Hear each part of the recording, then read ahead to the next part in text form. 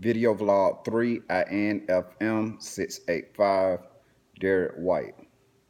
You have been appointed as a business analyst to help My Healthcare Hospital to improve the existing inpatient prescription process. Video record your recommendation on what models you will use for elicitation, analysis, and specification of the user requirements with justification for each of the models and why you recommended them. So first off, I would choose a UML diagram. UML is a modeling language mainly used for specification, visualization, development, and documenting of software systems. There are 14 different types of UML diagrams.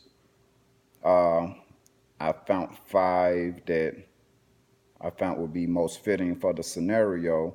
The first being object diagrams. Object diagrams, sometimes referred to as instance diagrams, are very similar to class diagrams. In this case, it shows the objects, it shows the functions that are affiliated with those objects and the relationships between those objects.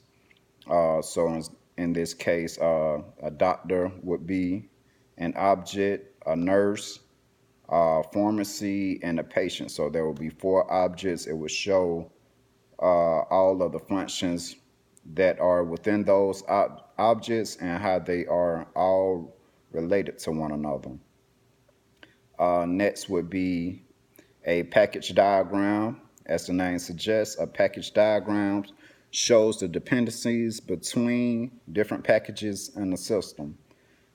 So instead of objects, they would be called packages. It seems as if it is similar to an object diagram, which I just described. So in this case, the physician would be a package with some of the functions in that package would be diagnosing, inputting orders, and pharmacy would be another package. It would be receiving orders and filling the prescriptions. So it would show how they are dependent, how pharmacy is dependent upon a doctor to form a relationship between the diagrams, between the two entities, rather. Next would be a use case diagram. This is one of the more known diagram types of behavioral UMLs. Use case diagrams give a graphic overview of the actors involved in the system, different functions needed by those actors, and how these different functions interact. So for instance, the functions will be inside of a scenario of inpatient administering inpatient meds.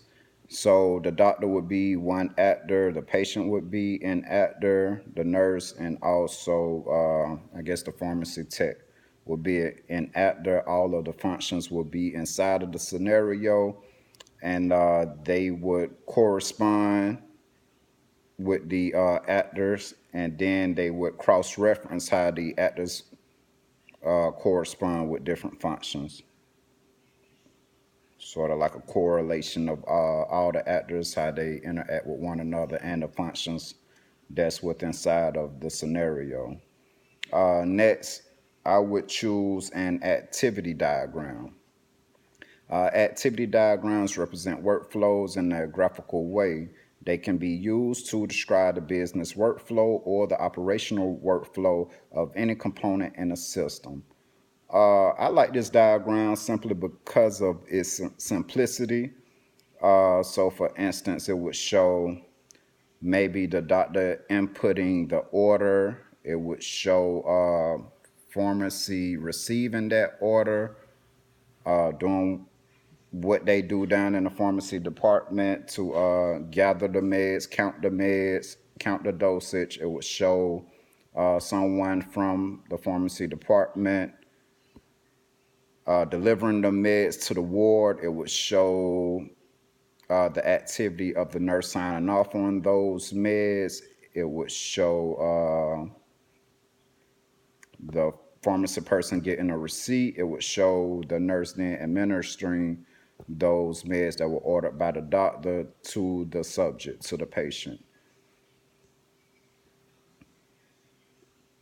So those were, I believe, 4 or 5 out of the UML diagram.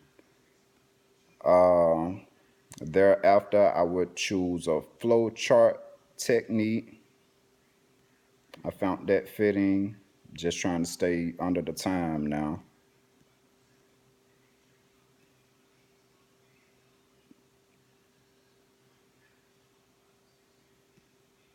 And I contemplated simulation, however, I wasn't sure if it was fitting. So I will bring that up in class to see if